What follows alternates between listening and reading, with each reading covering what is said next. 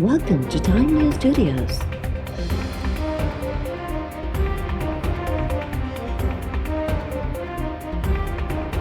You are watching HBN Bulletin.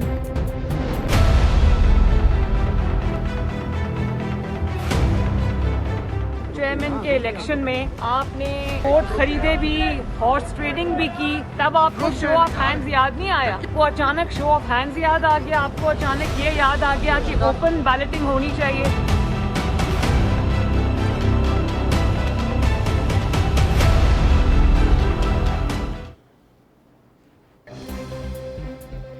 Long मार्च कजे या बेतमादी वारी रिथ ज़रिए हुकूमत के घर भेड़ो कजे। PTM जे सरबराही इजलास में मुख्तलिफ ऑप्शंस से गौर ऐं बहस जारी। पीपल्स पार्टी हुकूमत खिलाफ बेतमादी रिथ आणण वारे फैसले ते कायम। नून लीग बेतमादी रिथ वारे ऑप्शन जी मुखालिफत करे छॾी। बिलावल ऐं मरियम नवाज़ विच में निवेक लाइन में मुलाक़ात।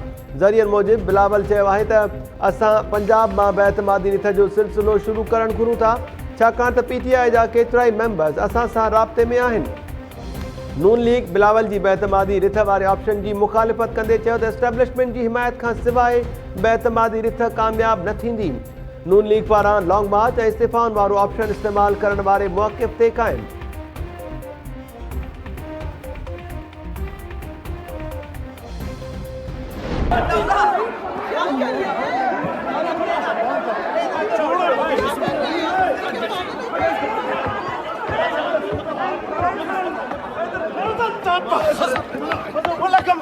राजा साहब ऐसे नहीं होगा, फिर ये नहीं बोल सकेंगे, ये तो कोई तरीका नहीं है ना। What is this nonsense? नहीं चलेगा तो फिर नहीं चलेगा, ना चले। यहाँ पे 2-4 लोग ऐसे आ गए हैं जो कि सरगोदा वगैरह में ट्रक वगैरह चलाते थे और इस तरह से फाड़ फाड़ के जो है वो फेंक रहे हैं, जूता उठा रहे हैं। और एक साहब ने तो ये किया है कि उसने अपना जूता उतार के लहराया है, यानी इसको अपने घर में किसी ने तमीज नहीं सिखाई। आपका किरदार ये है कि आप हमें इंस्टिगेट करते हैं, हमारे लोगों के गले पर नारे ना लगाएं, नारे ना लगाएं। असल हकीकत यह है कि ये डेस्क बजाने वाले भी जो है वोट दूसरी तरफ देना चाहते हैं। हमसे लोग कांटेक्ट कर रहे हैं, हमें इन्होंने बताया है कि हम डेस्क बजाते रहेंगे लेकिन हम आपके साथ रहेंगे, इसलिए मैं आपको एक्सपोज कर रहा हूं। आपने एक सीनियर मोस्ट मेंबर को आकर गालियां दी। अगर आप में वाकई इंसानियत है तो कम से कम आप नवीद कमर से जरूर माफी मांगे। कौमी असम्बली जे इजलास दौरान अपोजिशन ऐं हुकूमती मेंबर्स हथे पइजी विया। अपोजिशन मेंबर्स तरफ़ां स्पीकर जी डाइस जो घेराव ऐं नारेबाज़ी। हुकूमती वज़ीरनि जे ख़िताब दौरान अपोजिशन मेंबर्स जो सीटियूं ऐं डेस्क वॼाए गोड़। परॾेही वज़ीर शाह महमूद कुरैशी चयो त असांखे ॻाल्हाइण न ॾिनो वियो त अपोजिशन मां बि केरु न ॻाल्हाए सघंदो। ही सम्झंदा त हाउस खे बिल्डोज़ कंदा त ईअं न करणु ॾींदासीं। वफ़ाक़ी वज़ीर फवाद चौधरी चयो त अपोजिशन जे हिकु मेंबर ऐवान में जूतो लहरायो। शाज़िया मरी चोरनि जा बैनर्स नवाज़ लीग मेंबर्स खे ॾेई छॾिया। चोरनि खे चयो त चोरीअ ख़िलाफ़ बैनर्स लहरायो। पीपल्स पार्टी MNA राजा परवेज़ अशरफ बि हुकूमती मेंबर्स ते तेज़ थी वियो। राजा परवेज़ अशरफ चयो त हुकूमती मेंबर्स अपोजिशन खे भड़काइण जी कोशिश करे रहिया आहिनि। नवीद कमर खे गारियूं ॾींदड़ हुकूमती मेंबर में इंसानियत आहे त खांसि माफ़ी वठे।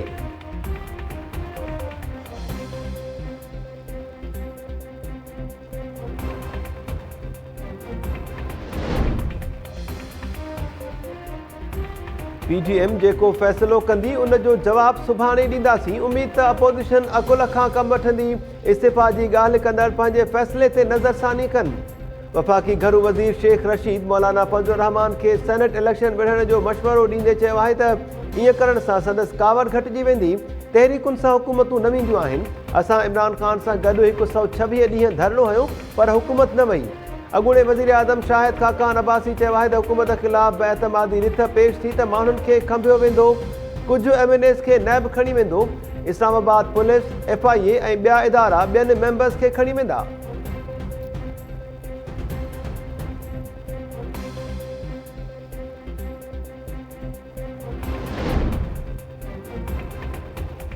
मुल्क के मुनज़म तरीक़े सां तबाह कयो पियो वञे। मीडिया तबाह थींदी आहे त मुल्क तबाह थी वेंदो आहे। जस्टिस काज़ी फ़ाइज़ ईसा जा सुप्रीम कोर्ट में बल्दियाती चूंडुनि बाबति केस ते रिमार्क्स। जस्टिस काज़ी फ़ाइज़ ईसा चयो त हर मुखालिफ़ खे गद्दार ऐं हुकूमती हामी खे मुहिब वतन सॼो वञे थो। अटॉर्नी जनरल चयो त मुल्क जंगी हालत में आहे। जस्टिस मक़बूल बाकर रिमार्क्स ॾींदे चयो त मुल्क में वाकई जंग जारी आहे, पर इहा जंग अवाम ख़िलाफ़ आहे।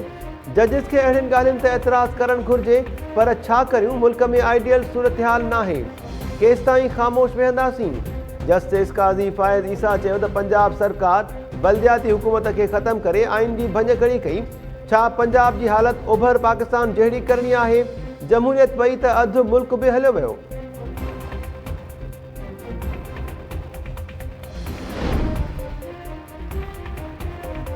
सेनेट इजलास में अपोजिशन तरफ़ां क़ौमी असम्बलीअ में आइनी तरमीमी बिल पेश थियण ते एहतजाज।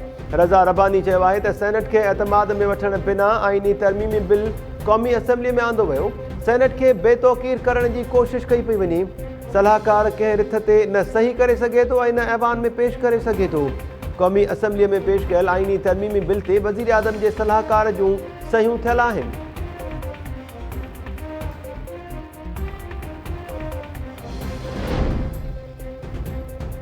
Army chief general Qamar Javed Bajwa जो लाहौर गैरज़न जो दौरो। सिक्योरिटी सूरतहाल ते खेसि ब्रीफिंग ॾिनी वई।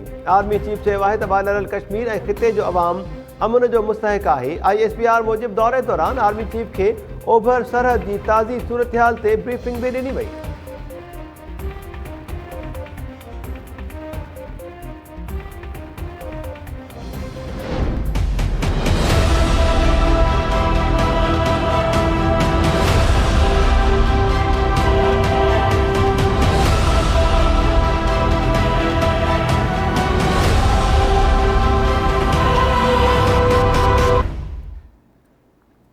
स्टील मिल्स जे मुलाज़िमनि खां अॻु ऑफिसर्स खे नेकाली ॾिनी वञे। वधीक मुलाज़िमनि खे बरतरफ़ करण जी सिधी रीति इजाज़त ॾींदासीं, पर पहिरीं ऑफिसर्स खे नेकाली ॾियो। सुप्रीम कोर्ट तरफ़ां स्टील मिल्स जी तबाही जी ज़िम्मेवार इंतिज़ामिया करार। Chief justice Gulzar Ahmed mills इंतिज़ामिया ते कावड़ जो इज़हार कंदे चयो आहे त इंतिज़ामिया जी मिली भगत बिना को बि ग़लति कमु नथो थी सघे।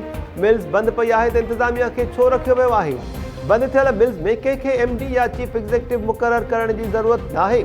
अॼु खां स्टील मिल्स मुलाज़िमनि खे का बि अदायगी न कई वेंदी। जॾहिं मिल्स नफ़ो ई नथी ॾिए त अदायगियूं कहिड़ियूं? मुलाज़िमनि खे वेहण जी पघार त न मिलंदी, जंहिंजी जेका दिलि चए मुफ़्त जे दुकान मां खणी वेंदो आहे।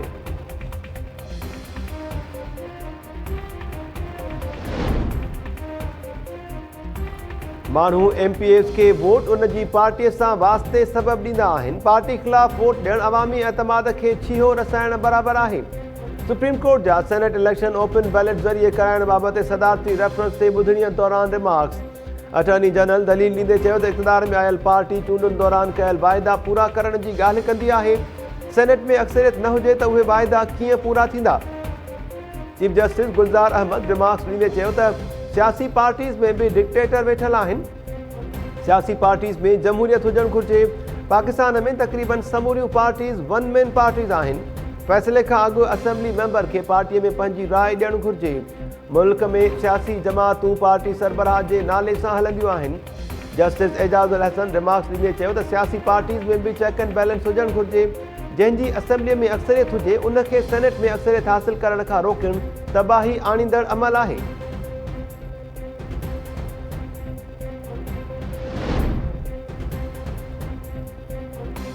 छा पाकिस्तान में मीडिया आज़ाद आहे? सुप्रीम कोर्ट जे जज जस्टिस काज़ी फ़ाइज़ ईसा अदालत में रेफरेंडम कराए वरितो। सुप्रीम कोर्ट में ॿुधणीअ दौरान अटॉर्नी जनरल तरफ़ां वाज़े जवाब न ॾियण ते बेंच जे सरबराह जस्टिस काज़ी फ़ाइज़ ईसा रेफरेंडम करायो। जस्टिस काज़ी फ़ाइज़ ईसा चयो त जेके सहाफ़ी सम्झनि था मीडिया आज़ाद आहे त हथ मथे कनि। अदालती कमरे में मौजूदु सहाफ़िन हथ मथे न कयो ऐं मुल्क में मीडिया आज़ाद न हुजण बाबति राय ॾिनी।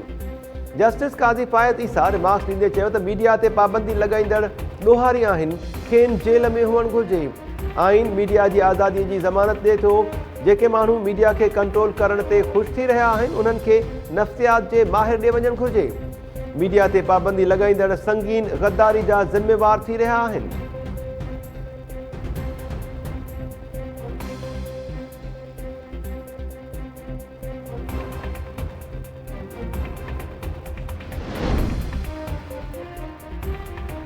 सिंध पब्लिक सर्विस कमीशन 11हें ग्रेड जे सब इंजीनियर्स जी भर्तियुनि लाइ इंटरव्यू जा नतीजा पधिरा करे छॾिया। 51 कामयाब उम्मीदवारनि जा नाला सिंध हुकूमत ॾांहुं माणिया विया। जल्द मुक़ररीअ जी सिफ़ारिश। कमीशन मूजिबि 3 उम्मीदवारनि खे अक़लियती कोटा, 2 उम्मीदवारनि खे औरतुनि जी कोटा ऐं 1 उम्मीदवार खे माज़ूफ़ कोटा तहत कामयाब करार ॾिनो वियो।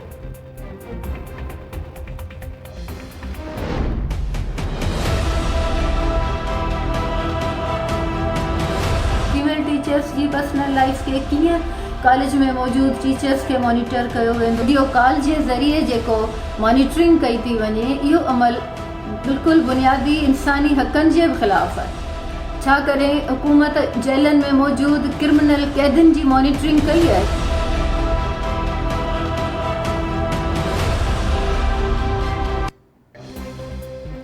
तालीम खाते में 3 ॾींहं अॻु मुक़ररु थियल डायरेक्टर मॉनिटरिंग एंड एवोल्यूशन जो शाही फरमान जारी। सिंध के समूरे कॉलेज में अमले की हाज़िरी के व्हाट्सएप वीडियो कॉल जरिए मॉनिटर करण जो फैसलो। डायरेक्टर M&E ज़मीर खोसो समूरे कॉलेज के रीजनल डायरेक्टर्स और प्रिंसिपल्स के खत लिखी छो। डायरेक्टर ज़मीर खोसो पंहिंजे व्हाट्सएप नंबर समेत असिस्टेंट डायरेक्टर जो मोबाइल नंबर लेटर में लिखियो। खत में ॼाणायो वियो आहे त व्हाट्सएप वीडियो कॉल जरिए उस्तादनि की हाज़िरी और लाइब्रेरियन समेत समूरो कारवहिवार ॾिठो वेंदो। डायरेक्टर के अड़े फैसले ते सफला गणती ज़ाहिर करे छॾी। याकूब चांडियो, हसीन मुसरत और ॿियनि चयो आहे त वीडियो कॉल जरिए निगरानी सां हरेसमेंट के वाक़िअनि में वाध थींदी।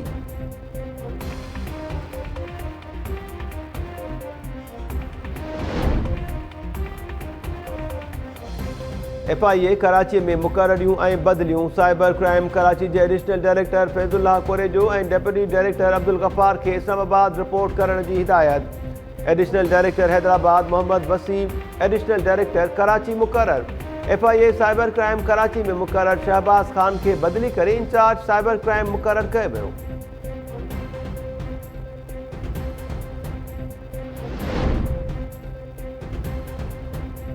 नवाबशाह ज़िले की पुलिस की peoples party MPA Khan Mohammad Dahiri के हैदराबाद वाले बंगले से चढ़ाई।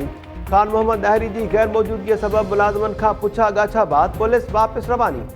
ज़रियन जो चवण है कि police people's party MPA Khan Mohammad Dahiri के गिरफ्तार करण लाइ संदसि बंगले से चढ़ाई कई पर हू मौजूद न हो। पीपल्स पार्टी MPA के तर्जुमान जो चवण है कि खान मोहम्मद दाहिरी के बेले खाते की ज़मीन से कब्जे वाले केस में ज़मानत मिलियल है। पुलिस अदालती हुक्म की भंजकड़ी कंदे संदसि घर से चढ़ाई कई।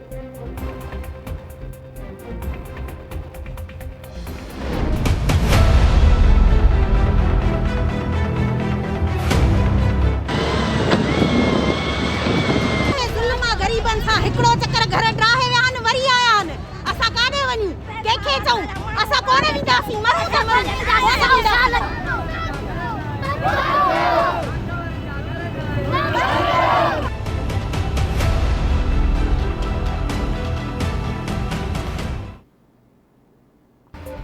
दादू में डेटा शाख वटि कब्जा छॾाइण लाइ ऑपरेशन दौरान केतिराई घर ऐं दुकान ड्राहे पट। डेटा शाख वासिन जो घर खाली करण इंतजामिया के नोटिस खिलाफ एहतजाज। रहवासी औरतुन और बारन सूधो रस्तन से निकरी आया। अमले की मशीनरी आॾो बीही नारेबाजी। रहवासिन जो चवण है हू सालन का डेटा शाख वटि रहन था। ज़बरदस्ती घर खाली कराया विया त हू बचन सूधो धिका खाइण से मजबूर थी वेंदा। रहवासिन तरफा ऑपरेशन रोके नोटिस वापस वठण जो मुतालबो। घर ड्राइण लाइ ऑपरेशन दौरान पीरसन मोहम्मद उमर जोखियो दिल जो दौरो पवण सबब फौत थी वियो। घर में कोहराम बरपा। वारिसन जो चवण है ऑपरेशन दौरान हंगामो ॾिसी पीरसन के दिल जो दौरो पियो हो। पीरसन के फौत थियण बाद इंतजामिया ऑपरेशन 2 हफ़्तन लाइ मुअत्तल करे छॾियो।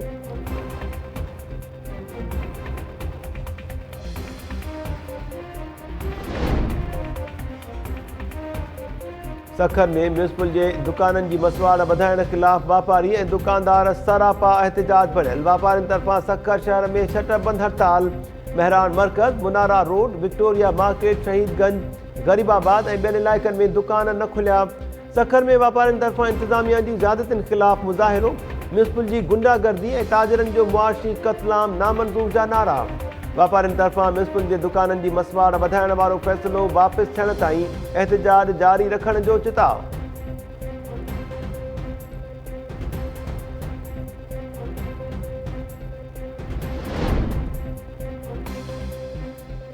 पनवाकिल में नींगरीअ सां ज़्यादती वाले मामले जो जरगो कंदड़ सरपंच खिलाफ केस दाख़िल करण जो हुक्म। गुज़िरियल ॾींहुं इमदाद समेजो नींगरी अफ़साना समेजो ज़्यादती मामले जो जरगो करे इल्ज़ाम हटायल धुर ते 10 लख रुपयनि की फतवा ॿुधाई हुई।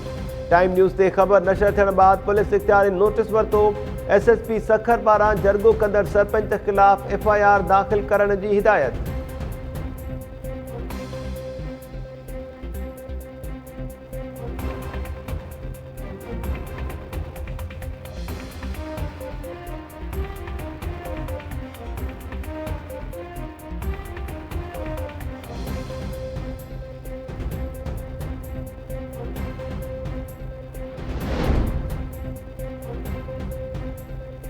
घोटकी में रेलवे पुलिस जो कारनामो ट्रेन के नुक़सान पहुंचाइण के इल्ज़ाम में नींगर के गिरफ़्तार करे केस दाख़िल करे छॾियो। ॻोठ राजो खान कोलाची वासी 13 सालनि जे रिज़वान कोलाची के गुज़िरियल ॾींहुं गिरफ़्तार करे मथस FIR दाख़िल कई वई। रेलवे पुलिस मूजिब नींगर ट्रेन के पत्थर हयो जंहिं सबब खेसि गिरफ़्तार कयो। रिज़वान कोलाची जे वारसनि जो चवणु आहे त नींगर ज़हनी तौर कमज़ोर आहे, हू कीअं ट्रेन के नुक़सान पहुचाईंदो। आला इख्तियारनि खां नोटिस वठी नींगर के फौरी तौर आज़ाद करण जो मुतालबो।